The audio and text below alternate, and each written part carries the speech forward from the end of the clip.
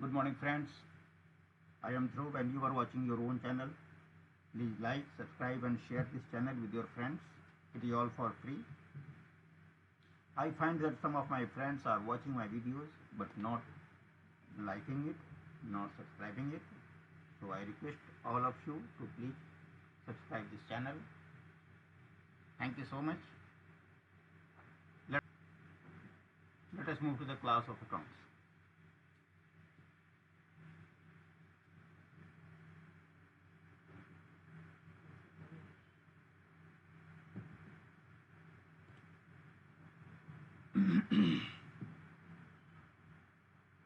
So today's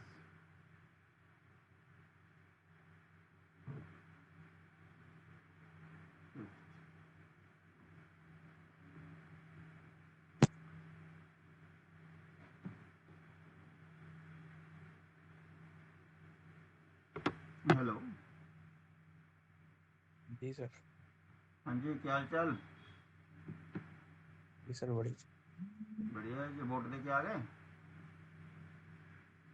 नहीं sir, जाऊंगा अभी थोड़ी देर में। Good good good. वोट जरूर देना चाहिए। ओके। कल कुछ होमवर्क दिया था आपको मैंने? No sir. अच्छा, कोई होमवर्क नहीं दिया था।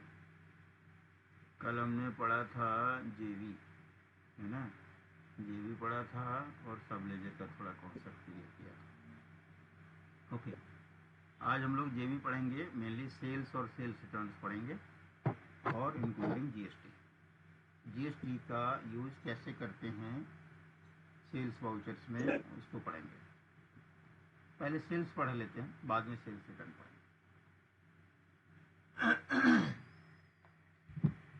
तो अभी तक हमने क्या पढ़ा था? दो तरीके से हमने सेल्स पढ़ी थी। एक तो पढ़ा था कैश पे सेल, एक पढ़ा था हमने क्रेडिट पे सेल। ठीक है ना? तो जब जी। कैश सेल पढ़ा था तो इसमें हमने सीआरबी पढ़ा, बीआरबी पढ़ा, उधार पे सेल पढ़ा, हमने जेबी पढ़ा।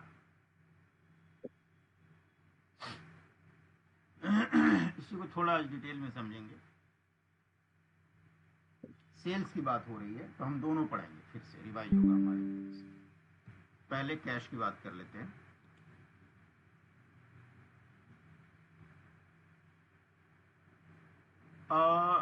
सेल्स जो है कैश में और उधार पे, ये एंट्री तो आपको आती है। ठीक है, चलो एक एक एग्जांपल जी। ले लेते हैं। गुड्स सोल्ड ऑन कैश, एक एक एग्जांपल जैसे समझ लेते हैं। डेबिट आप एज पर नरेशन पूरा लिखना, इनवॉइस नंबर 001। डेबिट आप कैश करते हो, क्रेडिट सेल करते हो, 10,000 रुपये का बिल काट के पैसे रिसीव कर लेते हो। ये तो आपने पढ़ा। दूसरा आपने पढ़ा goods sold on credit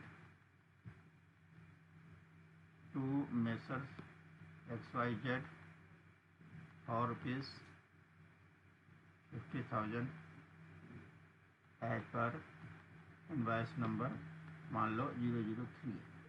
debit आपने किया XYZ, सॉरी, 50,000। क्रेडिट आपने सेल्स किया 50,000। ये तो आपको आती है, ऑलरेडी हम लोग ये लोग पढ़ चुके हैं, ये चीज़ें पढ़ चुके हैं। आज थोड़ा सा हम लोग इसमें इंक्लूड करेंगे जीएसटी को। ठीक है, जीएसटी का फुल फॉर्म बता सकते हो? Goods and service tax. Goods and services tax, ध्यान रखना, services tax, goods and services tax. इससे पहले कि इसको आगे बढ़े, थोड़ा सा इसका पीछे चलते हैं। ये जीएसटी है, गुड्स एंड सर्विसेज टैक्स। नाम से लग रहा है इसमें माल पे भी टैक्स है और सर्विस पे भी टैक्स है। अब जीएसटी से थोड़ा पहले चलो। जीएसटी से पहले क्या था पता है? अगर इससे पहले बात करो तो सेल्स टैक्स। नहीं, वैट था। और वैट से पहले सेल्स टैक्स था। ठीक है, आपको मेरा स्क्रीन दिख रहा है ना? जी। हाँ, इसी में ये तो हो गया सेल्स टैक्स। एक अलग से डिपार्टमेंट था सर्विस टैक्स का, यानी गुड्स का सेल्स टैक्स वैट अलग डिपार्टमेंट था और सर्विस टैक्स का डिपार्टमेंट अलग था। ये हम लोग प्रैक्टिस करते थे, आज से नहीं, बहुत पहले से था ये तो इधर बना 2017 में बना है। ये जीएसटी जो है 2017 में बना है। उससे पहले हम लोग सर्विस टैक्स अलग रिटर्न फाइल करते थे, वैट का अलग करते थे, और वैट से पहले सेल्स टैक्स था। जब ये सेल्स टैक्स था तो सेल्स में दो चीज़ें थी, एक लोकल सेल्स टैक्स था और एक सेंट्रल सेल्स टैक्स था। इसी पर आपको एक ओवरव्यू मैं दे रहा हूँ ताकि कोई एलएसटी सीएसटी बोले तो घबरा मत जाओ। तो इससे पहले एलएसटी चलता था, local sales tax, central sales tax ऐसे चलता था। उन्हीं दिनों कुछ सी फॉर्म का भी एक प्रोसेस होता था कि अगर हम कोई माल सेंट्रल में बेचते थे, दिल्ली से बाहर मध्य प्रदेश में बेच देते थे, और सामने वाला पार्टी सीएसटी का अमाउंट नहीं देना चाहता था, तो हम एक सी फॉर्म दे देता था, बोलता था we are also a dealer, so हम आपको सी फॉर्म दे रहे हैं, we will not pay you the tax. तो एक प्रोसेस था, जस्ट एक आइडिया के लिए आपको बता दिया। सी फॉर्म निकलवाना होता था, पहले डिपार्टमेंट से वहाँ से आता था, फिर उसको सरकार को देना होता था, ये सब प्रोसेस था। थोड़ा सा कॉम्प्लिकेटेड भी था, इसलिए गवर्नमेंट जैसे जैसे बदलती गई, आगे बढ़ती गई सरकार, धीरे धीरे इन चीज़ों को समेटती चली गई। सेल्स टैक्स से हटा के वैट ले आए। वैट का फुल फॉर्म मालूम? Value added tax. Value added tax. जब वैट खत्म हुआ तो जीएसटी आया, goods and services tax. Service tax का डिपार्टमेंट बंद कर दिया। सर्विस टैक्स का डिपार्टमेंट अलग था, बिल्कुल इसकी अलग रिटर्न जाती थी, अलग से इनवॉइस पे लिखा जाता था सर्विस टैक्स। सर्विस टैक्स था मेनली सर्विसेज पे, ध्यान रहे, सर्विसेज पे जितनी शुरू, पहले सर्विस टैक्स था ही नहीं। ये मेरे ख्याल 1994 में आया सर्विस टैक्स, उससे पहले था ही नहीं। 1994 या 1995 के आसपास आया था ये, देखिए ना, 95 इसके आसपास आया था ये, इससे पहले था ही नहीं। पहले बड़ी बड़ी सर्विसेज पे लागू हुआ, जैसे हवाई जहाज की सर्विसेज पे, फिर धीरे धीरे करते करते सारे सर्विसेज को पकड़ लिया। ठीक है, तो सर्विस टैक्स तो बंद कर दिया, उसको इसी में लपेट दिया। वैट रह गया और जीएसटी। आज की डेट में वैट है कि नहीं बता सकते हो? नहीं सर। है। हाँ। वैट आज भी है। जीएसटी तो है ही, वैट आज भी है। कुछ बता सकते हो कौन से आइटम पे वैट होगा? No sir. पेट्रोलियम पदार्थों पे। पेट्रोलियम पदार्थों पे है, और आपका इसका रेट भी हाई है, आई होप 28% है शायद, देख लेना। अलग अलग स्टेट्स में अलग अलग पॉलिटिकल पार्टीज या अलग अलग जो लीडर्स होते हैं वो बड़ा धरना देते हैं कि इसको जीएसटी में ले आओ, जीएसटी में ले आओ। जैसे जीएसटी में ले आओगे, जीएसटी तो 18% है, हालांकि तो बढ़ गया है, 18-28% भी हो गए हैं। तो ये पहले धरना चलता था कि इसको जीएसटी में लाओ, उससे क्या होगा, ये हमारा रेट घट जाएगा, तो उसके दाम घट जाएंगे, ये सब चलते रहते हैं। But end of the day फिलहाल आप टैक्स के हिसाब से समझो कि जितने पेट्रोल डीजल है वो सब उस पर वैट लगते हैं, जीएसटी नहीं लगता, ध्यान रखें। क्लियर हुआ? कभी आप तेल डलवाने जाओ उस पर, पेट्रोल पंप पे, गाड़ी में 2-4 हज़ार का तेल डलवा लिया आपने, कभी बिल मांग के देखना, पक्का ना, जिस पक्का बिल दे दो सर, जो पैसे देने होंगे हम दे देंगे, तो उस पर देखना जीएसटी नहीं लगेगा, उस पर वैट लगेगा। ये क्लियर हो गया? तो आज भी वैट की प्रैक्टिस चलती है, जी। आज भी वैट की प्रैक्टिस चलती है। ओके, अब ये तो हो गया थोड़ा जीएसटी का आपका समझना। अब बात करते हैं, अब हम जीएसटी पढ़ेंगे। वैट होता है, बहुत कम यूज होता है, जैसे पेट्रोलियम पदार्थों का बोला, अगर आप किसी पेट्रोल पंप का अकाउंट बनाओगे तो उसमें वैट का इस्तेमाल आएगा। फिलहाल हम लोग जीएसटी समझते हैं। जीएसटी में जैसे मैंने आपको बताया, पहले एलएसटी होता था, सीएसटी होता था, ऐसे ही जीएसटी का मतलब है गुड्स एंड सर्विसेज टैक्स, आम तौर पे मान के चलो कि हम सेल्स के ऊपर चार्ज करते हैं। ये भी दो प्रकार का होता है, एक होता है लोकल, एक होता है सेंट्रल। जब हम माल लोकल बेचते हैं, लोकल का मतलब होता है, आगे से जब भी कोई वर्ड लोकल यूज करेगा तो इसका मतलब होता है विद इन स्टेट। जैसे दिल्ली है, दिल्ली की स्टेट है तो दिल्ली के अंदर की बात हो रही है। सेंट्रल है आउट ऑफ स्टेट। ठीक है जी।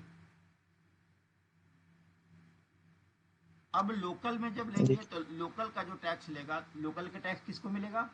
दिल्ली गवर्नमेंट को मिलेगा। सेंट्रल किसको मिलेगा? सेंट्रल गवर्नमेंट को मिलेगा, जो केंद्र सरकार होती है उसको मिलेगा। तो इसके लिए लोकल में जैसे ज़्यादातर आइटमों पे जैसे 18% है, पर रेट कई सारे हैं, 5 है, 12 है, 18 है, 28 है, ऐसे है। एक सुनने में आ रहा है, एक नया कुछ आ रहा है 35 का भी कोई लगाने के चक्कर में है लोग बाग, जो नेता लोग हैं वो देखेंगे जब आएगा तो देखेंगे। फिलहाल ये 28 तक तो है ही, पहले 18 तक ही था और 28 भी था। 28 जो है लग्जरी चीज़ों के लिए है। इस पर लिस्ट देखोगे आपको दिख जाएगा कौन कौन से आइटमों पर 28 है, गूगल मारोगे सब मिल जाएगा। एक इन जनरल मैक्सिमम चीज़ों पे 18% है, जो कॉमन है वो लेके चलते हैं हम लोग पढ़ाई के हिसाब से।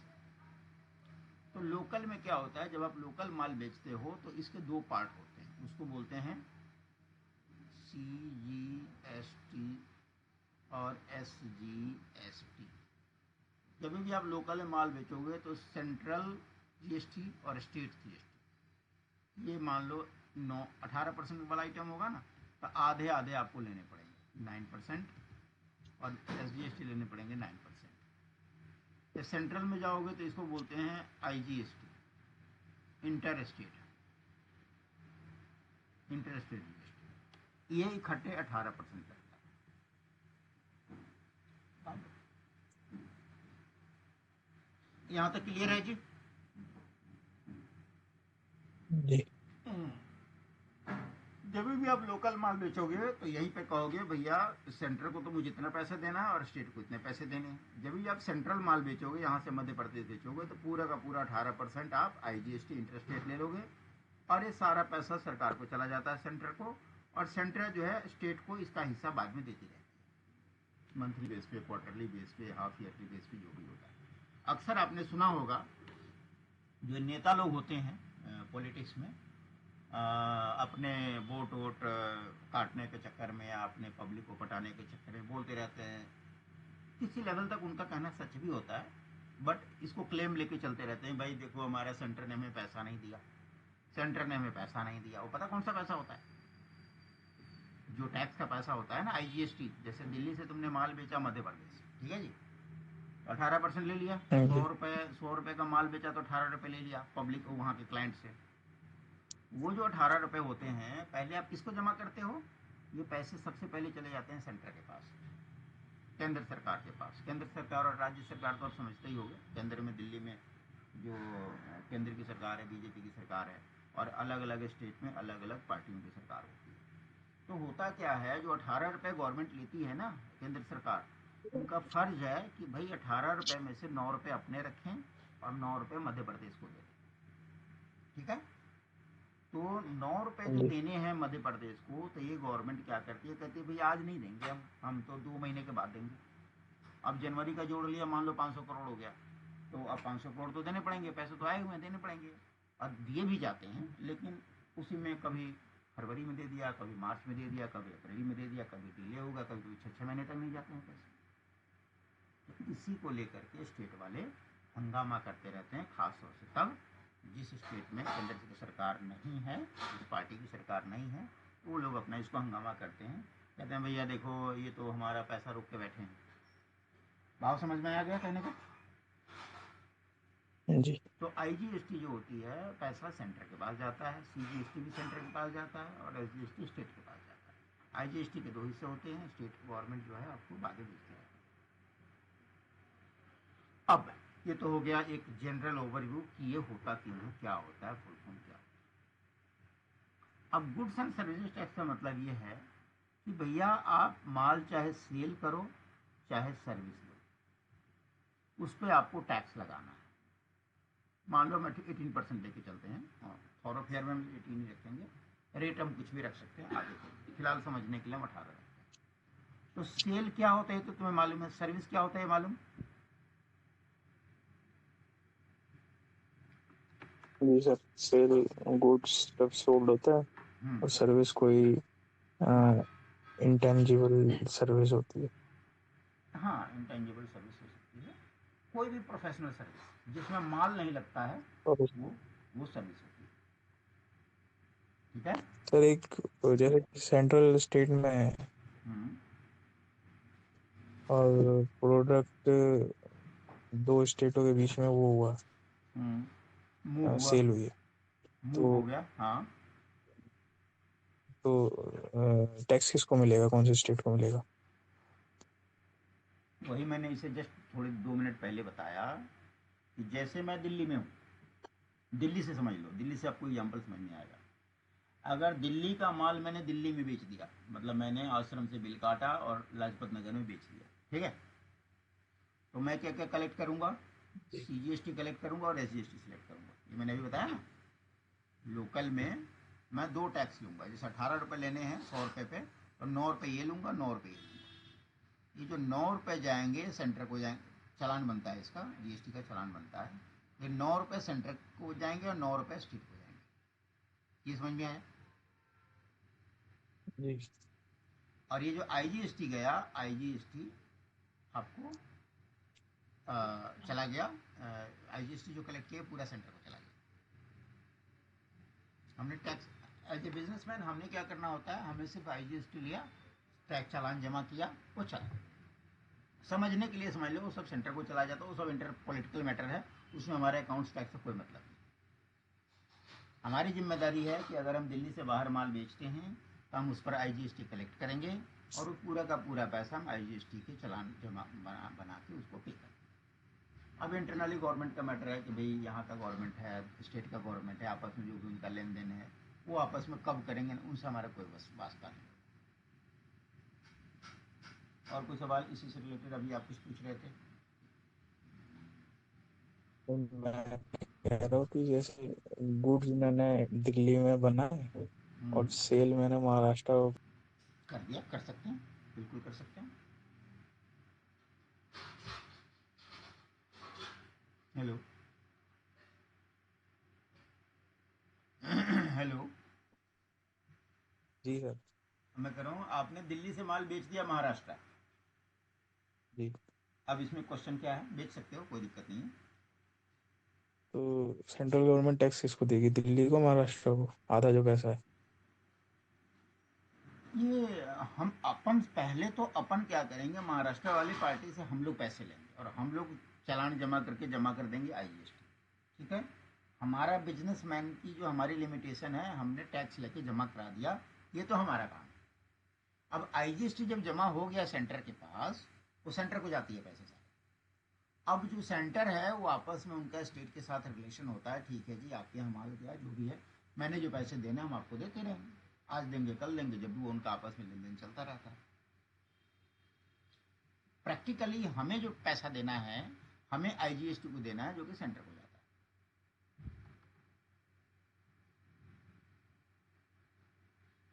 क्लियर हुआ? हम्म, हेलो। हेलो। जी सर। हाँ, यानी अपन जब माल बेचेंगे तो महाराष्ट्र से पैसे हम लोग लेंगे, हमारे खाते में पैसे आएंगे, और वो पैसे हम चालान बना करके IGST को पे कर देंगे। IGST गवर्नमेंट के पास चली जाती है। आगे जब गवर्नमेंट को पैसा मिल जाता है, वो अपने हिसाब से उसको देखना होता है कि मुझे कितना किसको देना है, कब देना है, कैसे देना है, वो हमारे आउट ऑफ स्कोप होता है। लेकिन अगर हमने IGST जमा नहीं किया तो हमारी यही गवर्नमेंट हमें बम्बू कर देती है, ब्याज लेती है, पेनल्टी लेती है, सब लेती है। ये हम लोगों का प्रोसेस है। और कोई क्वेश्चन? No sir. मैं पढ़ रहा था कि सेल्स तो हम समझते हैं कि सेल में क्या होता है, माल बेच देते हैं। सर्विस में क्या होता है, हम माल नहीं बेचते, हम अपनी सेवाएं देते हैं। जैसे कोई वकील हो सकता है, कोई CA हो सकता है, कोई डॉक्टर हो सकता है, और कोई मतलब कोई भी प्रोफेशनल हो सकता है। कुछ तो प्रोफेशनल सर्विसेज होती हैं, कुछ सर्विस बहुत सारे हमने पढ़े हैं, कुछ सर्विस चार्जेज भी होती हैं, जैसे आपने किसी का कोई काम कर दिया और अपनी मेहनत ले ली, है ना, बिजनेस के जरिए। बहुत सारे हमने पढ़े हैं, हाउस कीपिंग सर्विसेज पढ़ी हैं, बहुत सारी पढ़ी हैं। इसी में एक जॉब वर्क भी आता है, जॉब वर्क भी हमने पढ़ा है, ठीक है। जॉब वर्क में क्या होता है, मोटा मोटा ओवरव्यू दे रहा हूँ। जॉब वर्क में हमने पढ़ा था माल भी लगता है, लेबर भी लगता है, यार जॉब वर्क में माल भी लगता है और लेबर भी लगता है, ध्यान है। जी। जॉब वर्क पे गवर्नमेंट जो है 18% ना लेकर के 12% ही लेती है। उनको लगता है, गवर्नमेंट को लगता है कि भाई ये पूरा का पूरा जो है शुद्ध सेवा नहीं है या शुद्ध गुड्स नहीं है, तो मिक्स है, तो कहीं ना कहीं उस पर 12% भी करती है। तो उसके कुछ कंडीशंस होते हैं, उस कंडीशंस को फुलफिल करने पे 12% ही टैक्स देना पड़ता है, बट जनरली 18% ही लगता है। तो इन टैक्सेस को हम लोग अपने एंट्री में कैसे एंटर करेंगे, ये आज हम लोग सीखेंगे। अब एग्जांपल देता हूं आपको। मान लीजिए पहले कैश की बात करते हैं। Goods sold and cash, goods sold on cash for rupees 1,00,000 as per bill number 1 2 3। Debit, अब इसमें लिख दो also charge GST at the rate 18%। आपने लिखा, आपने लिखा debit cash, credit sales, sales at 18%। ऐसे ये ध्यान रखना, ऐसे हम लोग लेजर बनाते हैं।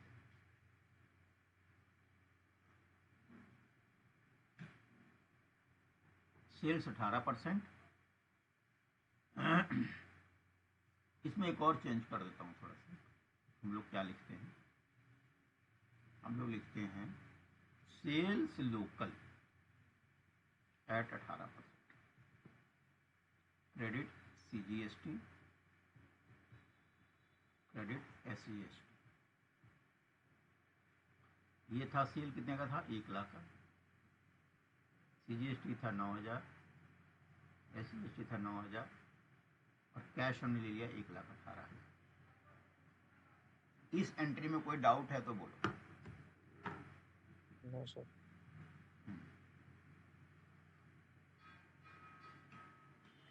अब यही चीज, ये मैंने तो सिंपल सेल लिख दिया है, एक ही नरेशन डाल दिया है। ये मान के चलो कि ये लोकल है। अगर ये सेंट्रल होता तो हम लोग क्या लिखते, debit cash, IGST। Credit sales central.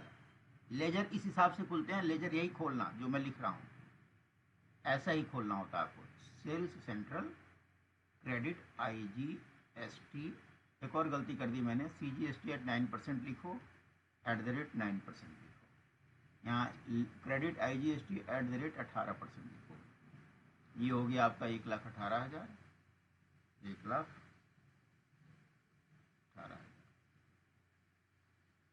इस एंट्री में कोई डाउट तो नहीं, बोलो। No sir.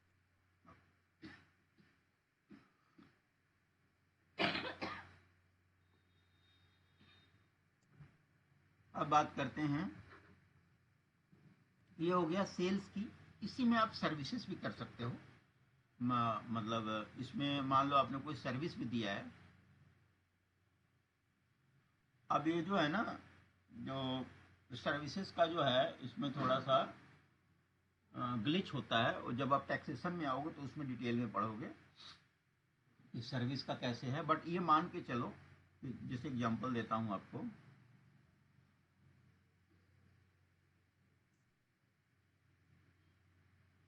जैसे मान लो प्रोवाइडेड प्रोफेशनल सर्विस,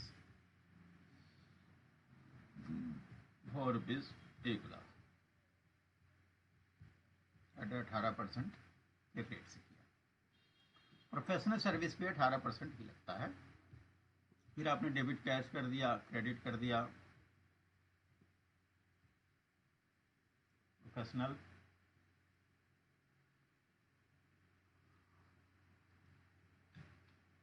चार्जेज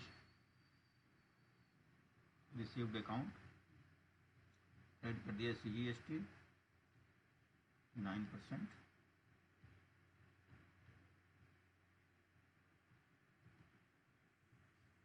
है आपने डाल दिया 1,00,000, 1,18,000, 1,00,000, ये हो गया 9,000। तो आप सर्विस चार्ज का भी बिल बना सकते हो, सेल्स का भी बिल बना सकते हो। ये जस्ट अपन समझने के लिए हमने एक सेल का बना दिया, एक हमने प्रोफेशनल का बना दिया।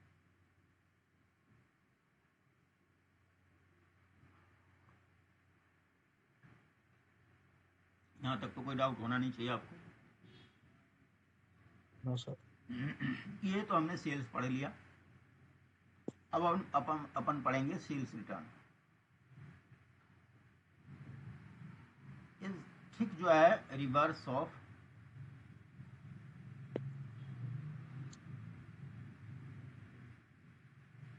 सिंपल जो है reverse of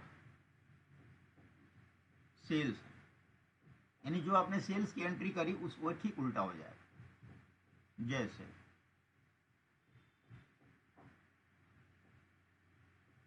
goods return from party for rupees 1,00,000 against invoice number कुछ भी था, 1 2 3 इनवॉइस था, ड्यू टू कुछ भी कर लो, ड्यू टू क्वालिटी इशू, कोई भी इशू हो सकता है, क्वालिटी इशू हो सकती है। वहां की जो पार्टी है कह दिया भैया मैंने तो आपको ऑर्डर दिया नहीं था, आपने माल बेच दिया, होता है ना।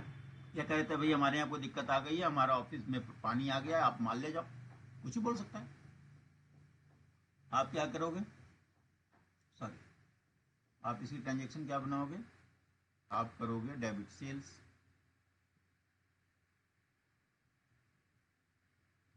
सेल्स लोकल एट द, जो माल बेचा था ना ऊपर उसी को डेबिट कर दोगे।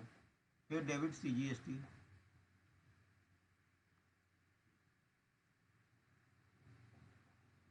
इसमें एक चीज और रह गया,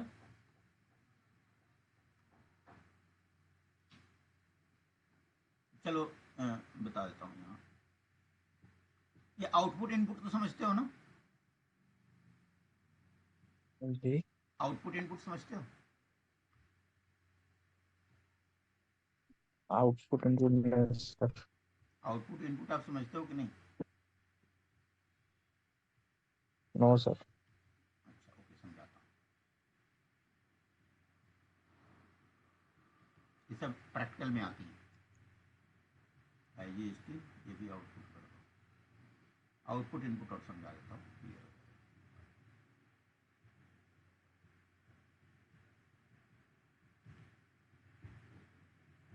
ये सब आउटपुट होते हैं, ये सब आउटपुट। एनीवे अब जब ये आप माल वापस करोगे तो क्या होगा, CGST आउटपुट, वही आउटपुट डेबिट हो जाएगा।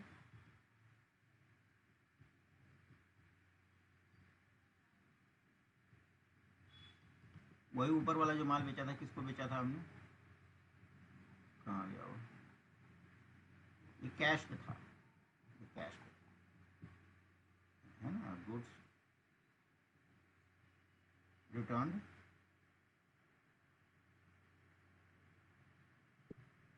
ऑन कैश, मान लो कैश माल बेचा था कैश पे और वो वापस आ गया, माल वापस आ गया, तो हमारा क्रेडिट कैश का।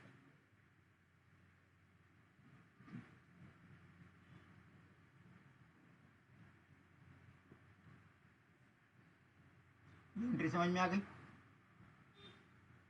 जी। उसी का ठीक उल्टा है। अब पढ़ाई के दौरान एक हमने एक नया वर्ड पाया, आउटपुट इनपुट, ये समझ लेते हैं।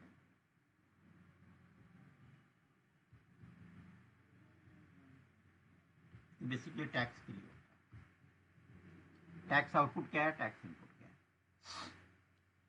है। जीएसटी में हो, चाहे एलएसटी में हो, चाहे वैट में हो, जो भी टैक्स का प्रोविजन रहा है उसका पर्पस क्या रहा है, वो होता है वैल्यू एड। इसीलिए वैट नाम दिया था।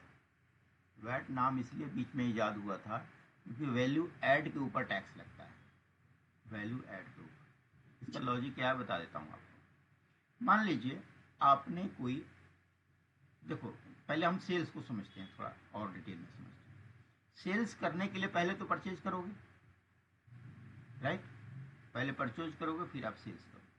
मान लो कोई 100 रुपए का आइटम खरीदा आपने, ठीक है जी। परचेज की कॉस्ट थी क्या थी, 100 रुपए थी। इसमें आपने जीएसटी कितना दिया, 18 रुपए दिया। तो जब आप माल अपने पास गोडाउन में लेकर आए तो आपको 118 रुपए का पड़ा। तो ये जो आप 18 रुपए वहां दे के आ गए हो, ये माल का कीमत नहीं है, ये जीएसटी का वैल्यू है। और ये जो बंदा सप्लायर है ये जीएसटी सरकार को देगा, ठीक है। तो ये जो आप यहाँ परचेज करके लाए हो, so this GST is called input. Input मतलब माल खरीदने से पहले मैंने सरकार को पैसा दे दिया।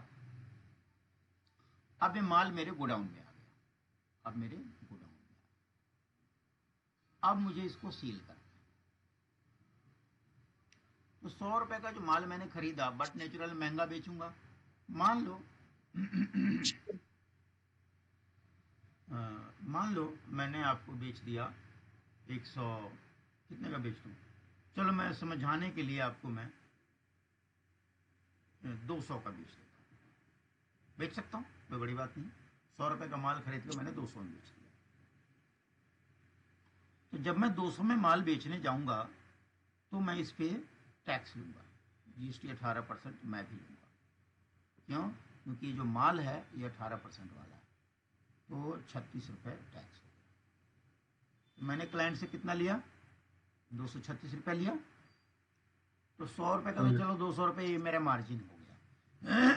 लेकिन ये जो मैंने जीएसटी चार्ज किया अपने क्लाइंट को, ये मेरे लिए आउटपुट हो गया। यानी माल बाहर करते समय जो मैंने टैक्स लिया वो मेरे लिए आउटपुट हो गया। तो गवर्नमेंट कहती है, अभी आपको मैंने बताया, ये जो बंदा था, सप्लायर था, इसने हमसे 18 रुपये लिया और ये सरकार को दे दिया क्योंकि ये उसकी जिम्मेदारी थी। ऐसे ही मैंने जब किसी थर्ड पार्टी से 36 रुपये लिए दिया, तो ये 36 रुपये मैं क्या करूंगा, मैं सरकार को दे दूंगा, गवर्नमेंट को दे दूंगा। ठीक है, इतना समझ में आया? तो जो आउटपुट होता है, आउटपुट जो बेसिकली होता है, आउटपुट जो होता है ये बेसिकली पेएबल होता है, ये लायबिलिटी होता है हमारे लिए। टैक्स क्या होता है, हमेशा हमारे लिए लायबिलिटी होता है।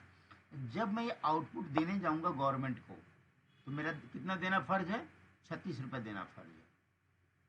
यहाँ पे गवर्नमेंट कहती है कि भैया आपने तो देना है 36 रुपये, लेकिन इस माल को प्रिक्योर करने के लिए at the time of purchasing you have already paid 18 rupees as GST input. So आप लेस कर लो, इनपुट को लेस कर लो, 18 रुपये आप लेस कर लो, बैलेंस 18 रुपये आप मुझे पे कर दो। इसे क्या समझ में आया? GST is paid on value addition. GST चाहे वैट चाहे एलएसटी, चाहे एलएसटी जो भी था, सेल्स टैक्स जो भी था, आज की डेट हम जीएसटी की बात करते हैं। जीएसटी जो पे होता है वैल्यू एडिशन पे होता है। इसका मतलब जब 100 रुपए का माल था तो उस पर गवर्नमेंट को सिर्फ 18 रुपए ही चाहिए थे, लेकिन जैसे ही माल 100 से 200 हो गया तो उसको जो वैल्यू एडिशन कितना हुआ, 100 रुपए का एडिशन हो गया। तो 100 रुपए पे कितना चाहिए, उसको 18 रुपए ही चाहिए। इसी को दूसरे एग्जाम्पल से समझा देता हूँ। मान लो जब आप परचेज कर रहे थे तो परचेज था 100 रुपए का और जीएसटी इनपुट था 18 रुपए। 118 रुपये देकर आप खरीद लाए। मैं 200 की एग्जाम्पल नहीं लेता, मैं सेल करता हूँ। मान लो मेरा मार्जिन है 110 रुपये का मार्जिन है, तो मैं सेल कितने का लगाऊंगा दाम, आइटम का दाम लगाऊंगा 110 रुपया, और इस पर जीएसटी आउटपुट कितना लूंगा, 110 का 18%। 110 का 18% कितना होता है, ये आप जोड़ लो।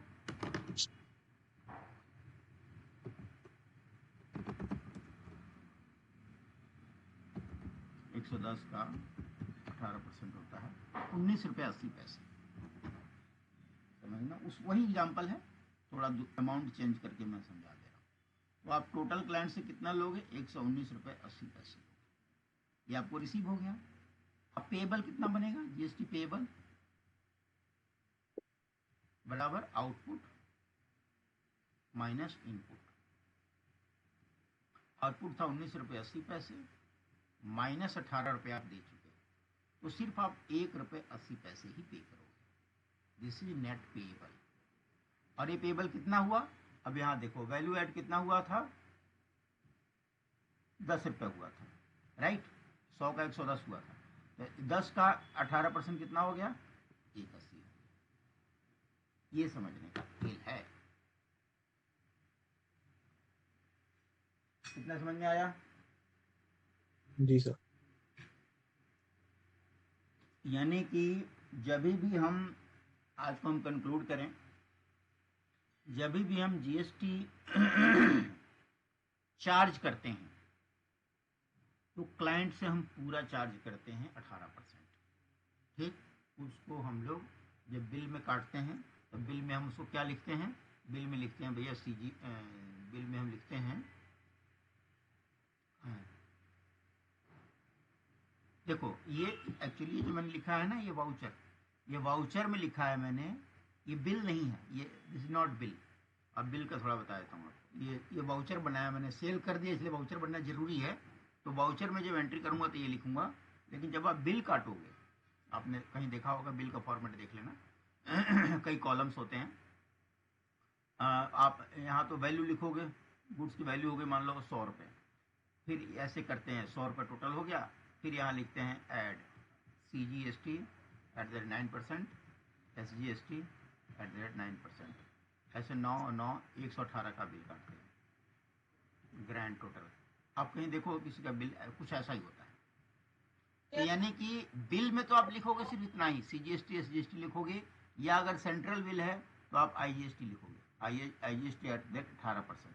ये तो बिल का फॉर्मेट है, बिल काटने के लिए ठीक है। लेकिन जब आप वाउचर एंट्री में जाओगे तो अपना आउटपुट इनपुट आप कर सकते हो अपनी सुविधा के लिए, आपको पता लग जाएगा कि मेरा इनपुट कितना था, आउटपुट कितना था।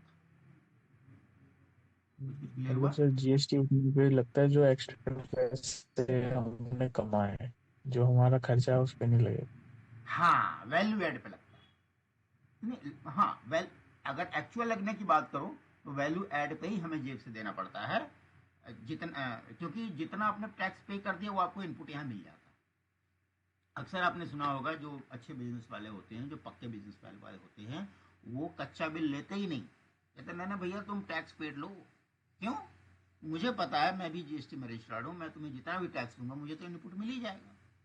अगली बार जो मैं 100 रुपये का माल 120 में बेचूंगा तो मुझे तो 20 रुपये के ऊपर तो देने हैं जीएसटी, तो मैं जो जीएसटी मैं क्यों छुपाऊं, मुझे तो इनपुट मिल ही रहा है। तो पक्के में काम करना पसंद करते हैं, और इसे गवर्नमेंट को भी फायदा है। गवर्नमेंट को क्या फायदा है, कोई बीच में चोरी चकारी नहीं हो रही है। जितनी बार माल बिकेगा, गवर्नमेंट को पैसा मिलेगा। 100 का माल तुमने 110 में लिया, तुमने मुझे 120 में बेच दिया, मैंने आगे 140 में बेच दिया, उस बंदे ने आगे 180 में बेच दिया, है ना, उसने आगे और पता नहीं कितने बेच दिया। कुछ लोग तो एक्सपोर्ट ही कर देते हैं उठा के, 100 का माल 500 में बेच देते हैं बाहर विदेशों में। बोले चाहिए एक्सपोर्ट का मैटर अलग है, उस पर गवर्नमेंट छूट देती है, अलग चीज़ है।